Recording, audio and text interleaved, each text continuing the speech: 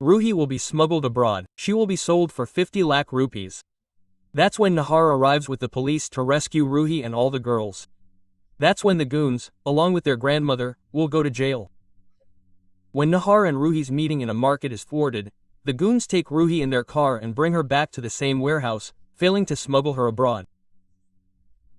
Ruhi then remembers that she saw her Naharji safe and sound, and that he was searching for her. Ruhi understands that her Naharji will surely find her and rescue her. Meanwhile, Nahar flatly refuses to stay in the house with the rest of the family, saying, "I will come to this house with my Ruhi, with all my dignity and respect, and I know that my Ruhi is in danger. That's why she's not with me. Quote, because it's impossible that I'm in danger and Ruhi isn't with me. That's why everyone in the family tries desperately to stop Nahar." But Nahar leaves the house and sets off in search of his Ruhi. Nahar calls out Ruhi's name at every road, every turn, and every corner. Seeing anything makes his heart thump with hope, but every time he returns empty-handed. Every hour passes in agony for Nahar. In the crowded market, he repeatedly scans the same paths where Ruhi used to pass. He inquires at every shop, talks to every rickshaw puller, and sees a glimpse of Ruhi happily in the eyes of every passerby. Nahar suddenly remembers something. Ruhi had said that if she ever gets separated, she would leave a small mark so that Nahar can recognize her. With this hope in mind, Nahar goes to the same market again the next day. On the way, he finds some broken jewelry, a bangle, a bracelet, and a half-broken ring. Nahar's heart suddenly starts pounding. He realizes that these are the marks Ruhi must have left intentionally.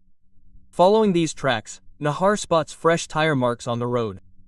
The marks are fresh and clear, as if the same car had just passed by. Nahar follows the tracks to an abandoned warehouse. Peeping through the window, he sees voices inside, some people laughing, and a girl's whispering sound. Nahar goes inside and peeks behind every room, every box. But Ruhi is nowhere to be found. The goons have already taken her out and taken her to their hideout. Coming out and walking down the street, Nahar finds Ruhi's ring. The same ring that Ruhi had deliberately thrown away so that Nahar could recognize her by seeing it. Now Nahar is convinced that Ruhi is nearby. Following the tracks, Nahar reaches the goons' hideout.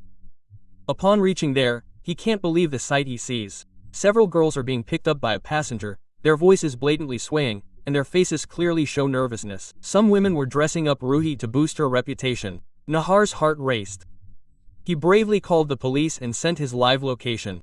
But just then, a mischievous man spotted Nahar and shouted, alerting the other goons. Some goons pounced on Nahar, capturing him and tying him with ropes. Nahar's hands and feet were bound by ropes, but his courage eluded him. He had only one thought: to save Ruhi and the other girls. He tried small tricks, slowly loosening the ropes around his neck. Using stones and pieces of iron nearby, he finally freed himself from the ropes. Now, he sneaked inside and whispered to the girls, one by one, "Have courage. I'll get you out of here." Quote, Ruhi heard the voice, but the initial shock made her hesitate. Nahar told her with his eyes that she was safe and reassured her. Nahar immediately grabbed one of the goons from behind, snatched his weapon, and raised an alarm. The noise brought police vehicles rushing to the scene, as Nahar had already relayed the location. The police acted swiftly and arrested the goons at the hideout. The gang, including Daddy, was exposed. Strict legal action was taken against all involved. As the police entered, Nahar ran to Ruhi. He saw that she was trembling, but there was also a spark of relief in her eyes. Nahar embraced Ruhi, and the tears on her face were now filled with joy.